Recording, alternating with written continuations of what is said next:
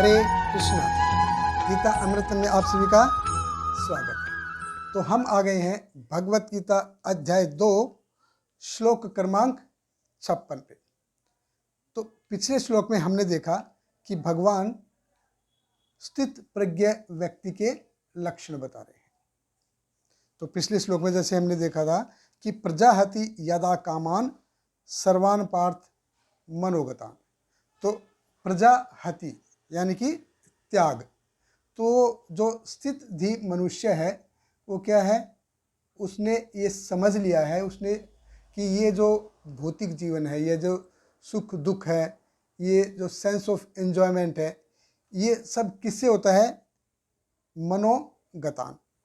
कामान सर्वान पार्थ मनोगतान। ये सब कैसे होता है? मन से उत्पन्न होता है।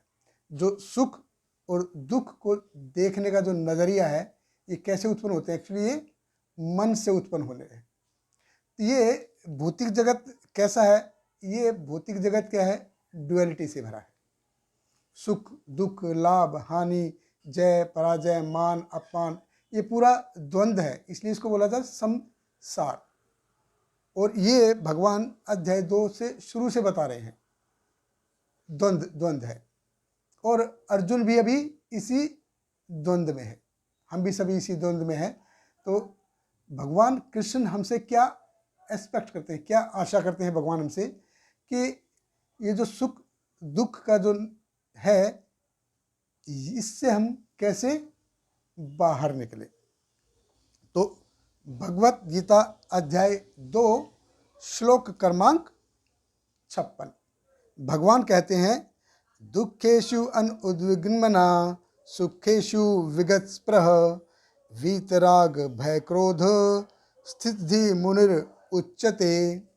भगवान कहते हैं जो तरह तापों के होने पर भी मन में विचलित नहीं होता अथवा सुख में प्रसन्न नहीं होता और जो आसक्ति भय तथा क्रोध से मुक्त है, वह स्थिर मन वाला मुनि कहलाता है। तो भगवान कहते हैं दुखेषु अनुद्विग्न मना, कि दुख में मन को विचलित नहीं करे। जब हमारी जिंदगी में दुख आते हैं तो अनुद्विग्न, कि हमारा मन विचलित ना हो। और सुखेषु विगत स्पृह, स्पृह मतलब कि हम छोड़ दें। जो जब हमको सुख आते हैं तो हमको भोग की इच्छा बहुत ही बलवती होती है। तो दुखेषु अनुद्विग्नमना सुखेषु विगत स्पृह, कि जब दुख आए तो हमारा मन विचलित ना हो और सुख में भोग की इच्छा बलवती ना हो। दुखेषु अनुद्विग्नमना, ये कहना तो बहुत आसान है, बोलने में बहुत आसान लगता है कि दुख में मन को विचलित मत करो, लेकिन जब मन पे बीतती है, जब खुद पे बीतती है, तब पता चलता है कि क्या है। तो भगवान एक्चुअली हमसे एक्सपेक्ट, इसलिए भगवान बोलते हैं कि स्थित धी। स्थित धी मतलब जिसने अपना मन, अपना इंद्रिय, अपना शरीर सब कुछ भगवान कृष्ण की सेवा में लगा दिया है। तो भगवान जैसे बताते हैं, स्थित धी मुनि के लक्षण बताते हैं। जैसे अर्जुन पूछते हैं, स्थित प्रज्ञ से का भाषा समाधिस्तस्य केशवम स्थित धिम किम प्रभाषेत किम आसेत व्रजेत किम, कि उसके लक्षण क्या है, कैसा होता है वो स्थित धी मनुष्य, कैसे हम उसको पहचाने। और यही भगवान इन में श्लोकों में बता रहे हैं स्थित धी मनुष्य के लक्षण। तो कैसे आए उस स्थित धी की स्टेज पे, कैसे पूछे हम? तो देखिए, जैसे जब बच्चा जैसे होता है तो वो ABCD लिखता है, तो ABCD लिखने के लिए बहुत वो रगड़ा खाता है, बहुत रगड़ता है वो, तब जाके वो ABCD लिख पाता है। फिर क्या, एक बार ABCD लिखनी आ गई, फिर आराम से वो लिखता रहता है, लेकिन उसके लिए उसको बहुत रगड़ा खाना पड़ता है।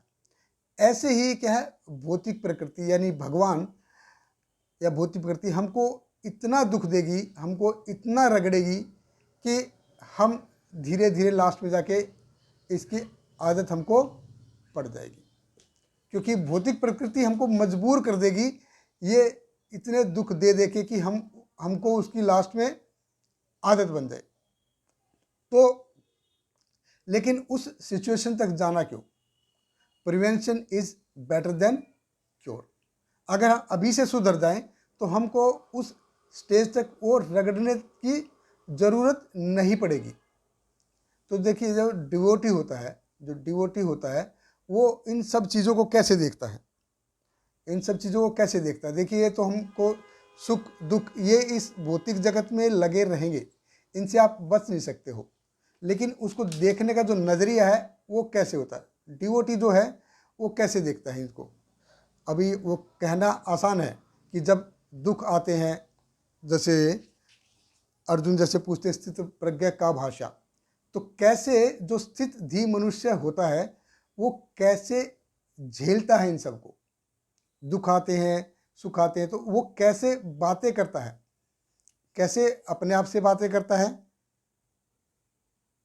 किम प्रभाषित, कैसे वो बातें अपने आप से कैसे बात करता है, मतलब साइलेंटली करता है, लाउडली करता है, और दूसरों के साथ कैसे बातें करता है।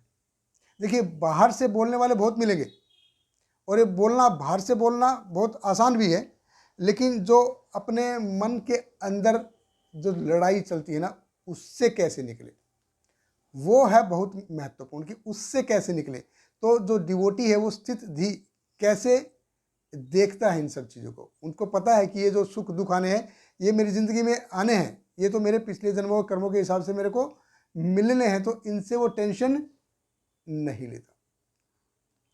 तो जैसे ये भौतिक जगत कैसे है, जैसे ये एक मेज, जैसे भूल भुलैया जैसे है।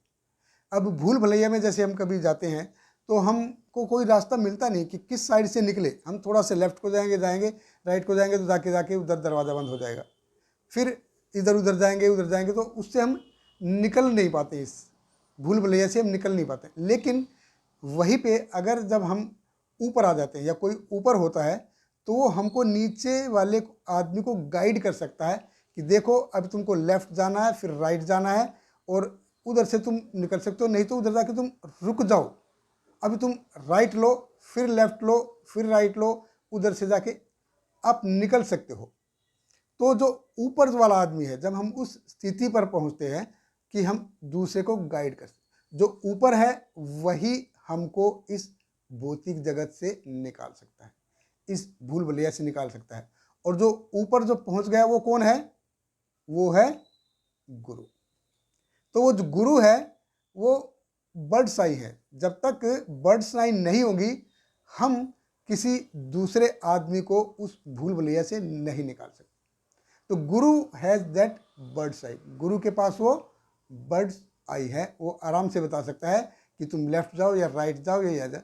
बोलता तुमको कोई रिसर्च करने की ज़रूरत नहीं है भाई, ये ऑलरेडी सब जैसा मैं कहता हूँ वैसा फॉलो करो और आप इस भौतिक जगत से निकल सकते हो।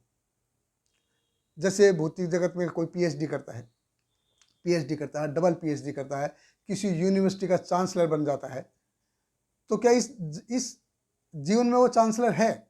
लेकिन जब उसको अगला जीवन मिलेगा तो उसको फिर से baa baa black sheep have you any wool उधर से शुरू करना पड़ेगा, या जोनी जोनी जैस पापा, मतलब उसको उधर से स्टार्ट करना पड़ेगा। लेकिन जो एक डिवोटी है, जो एक भक्त है, वो जानता है ये सब कि गुरु की कृपा के बिना या भगवान की कृपा के बिना हम इस भौतिक जगत से नहीं जा। वो जानता है कि ये मेरे कर्मों की श्रृंखला है, ये तो मेरे को भुगतना ही है, इसके बगैर जब तक गुरु की कृपा नहीं होगी और भगवान की कृपा नहीं होगी हम इससे नहीं बाहर निकल सकते। तो जो नॉर्मल आदमी है उसके लिए क्या है, ये भूल भुलैया है, मोह कलीलम, डेंस फॉरेस्ट ऑफ इल्यूजन उसके लिए। लेकिन जो भक्त है, जो डिवोटी है, वो उसको दूसरे तरीके से देखता है कि जब तक गुरु की या भगवान की कृपा नहीं होगी हम इधर से नहीं निकल सकते हैं। और ऐसा ही इसके बारे में श्रीमद् भागवत में ब्रह्मा जी बताते हैं। ब्रह्मा जी कहते हैं तत्ते अनुकंपां सुसमीक्ष्यमाण भुजान एव आत्मकृतं विपाकम हर्तवाक वर्तभुहि विदधन नमस्ते जीवेत यो मुक्ति पदे सदाय भाक। तो ब्रह्मा जी कहते हैं तत्ते अनुकंपाम कि वो भगवान की कृपा की आशा करता है। सुसमीक्षमाणो, सुसमीक्षमाणो मतलब उसको ये आशा रहती है कि कब भगवान मेरे ऊपर कृपा करेंगे। भुजान एवात्म कृतम, ये जो मैं सब झेल रहा हूँ, ये सब जो दुख है मेरी ज़िंदगी में जो आ रहे हैं, ये मैं जो झेल रहा हूँ, ये क्यों है? ये मेरे पिछले जन्मों के कर्मों का फल है, पिछले जन्मों के कर्मों की श्रृंखला है, जिसकी वजह से मैं ये सब विपाकम, यानी कि ये मेरे कर्म फल हैं। तो कर्म फल की वजह से हम ये सब झेल रहे हैं। लेकिन ये कैसे निकलेंगे, कैसे इससे?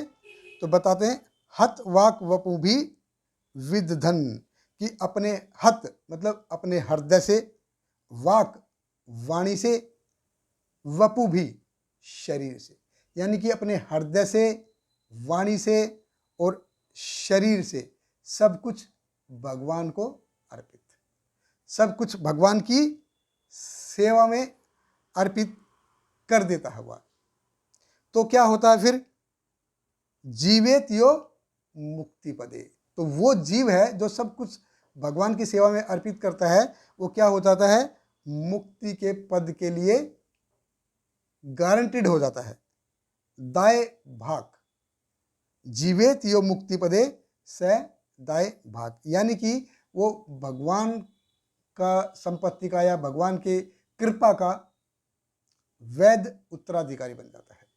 तो यानी वो भगवान से डिमांड कर सकता है कि मैंने ये कर दिया, मैंने ये कर दिया, मैंने वो कर दिया, ये कर दिया, कि वो इस टाइप से, इस प्रकार से अपने आप को समर्पित करता है भगवान को, कि वो भगवान से डिमांड कर सकता है कि भक्ति की, मेरे को भक्ति दे दो, और भगवान ये फिर उसको दे देते हैं। तो ये स्थित भी मनुष्य के लक्षण है, और ये लक्षण भगवान आगे भी जारी रखेंगे। हमारे साथ बने रहिए। बहुत बहुत धन्यवाद। हरे कृष्णा। हरे कृष्णा